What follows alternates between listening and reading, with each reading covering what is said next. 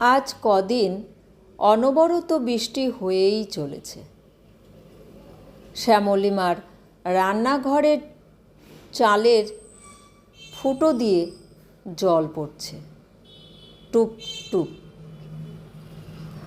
মাটির মেঝে ভিজে কাদা কাদা হয়ে গেছে। একটা বাটি বসানো মেঝেতে, যাতে জল পড়ে আর মেঝে কাদা কাদা না হয়। খড়বিচুলি, শুকনো কাঠ, কাঠি, ডালপালা একটা দড়ি দিয়ে বেঁধে যত্ন করে রান্নাঘরের মাচায় রাখা ছিল, কিন্তু টিনের চাল শতছিদ্র হয়ে যাওয়ায় জল পড়ে সব ভিজে গেছে। শ্যামলীমা বেজার মুখে ভেজা কাঠেই আগুন ধরানোর আপ্রাণ চেষ্টা করে চলেছেন। যেভাবেই হোক আধভেজা এই কাঠেই দুটো সেদ্ধ ভাত না ফুটালেই নয়। কলকাতা থেকে লখাই এসেছে, তাকে তো আর শুকনো মুড়ি নাড়ু চিবোতে দেওয়া যায় না। এক বাটি দুধ সাবু জাল দিয়ে আঁচলে ঢেকে শ্যামলীমা বড় ঘরের বারান্দায় এসে ডাকলেন, বুড়ি, খাবি আয়। বুড়ি তখন কাকার সঙ্গে গল্পে মশগুল। কলকাতার গল্পে অজানা এক কল্পনার জগৎ তৈরি হয় বুড়ির মনে। সে গালে হাত দিয়ে কলকাতার গল্প শুনছিল।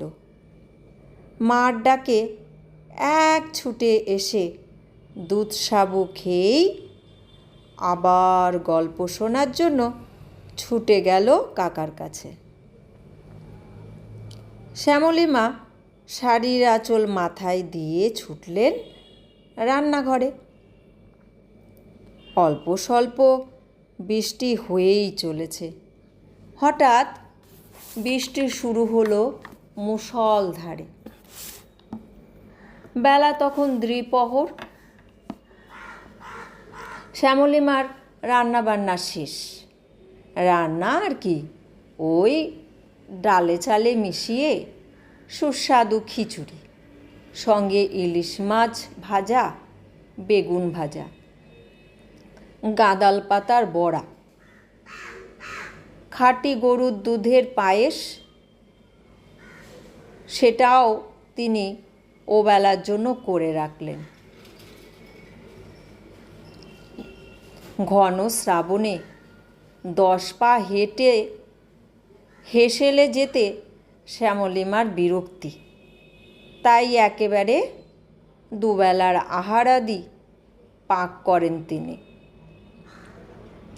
গৃহস্থালী কাজ শেষ হয়ে গেলে পুকুরে ডুব দিয়ে কলসি কাখে ফিরছেন। হঠাৎ শিলাবৃষ্টি শুরু হলো। একটু রোদ, একটু বৃষ্টির মাঝে ছোট ছোট বরফের কুচিগুলি ঝরঝর করে বৃষ্টির গা বেয়ে ঝরতে লাগলো। আহা, কি মনোরম সে দৃশ্য! এক লহমায় ক্লান্ত শ্রাবণ রূপকথার রাজ্যে পরিণত হলো।